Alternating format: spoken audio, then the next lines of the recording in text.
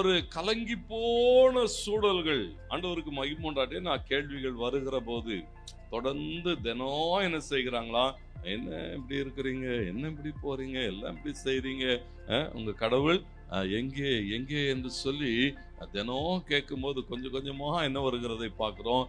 கலக்கம் அடைகிறான், அந்த போராட்டத்துக்கூடாக கடந்து போகிறான். தேவ பிள்ளைகளிடத்துல ஆண்டவர் என்ன எதிர்பார்க்கிறார் சொன்னா, எத்தனை சூழல்கள் வந்தாலும், எத்தனை போராட்டங்கள் வந்தாலும் ஆண்டவர் என்ன எதிர்பார்க்கிறார் சொன்னா, இஸ்ரவேல் இது முதல் என்றென்றைக்கும் கர்த்தரை நம்பி இருப்பதாக. எனக்கு ஒரு தேவன் உண்டு, அவர் என் வாழ்வில் என்ன செய்வார், ஒவ்வொரு நாளும் ஆச்சரியமானவைகளை செய்வார்.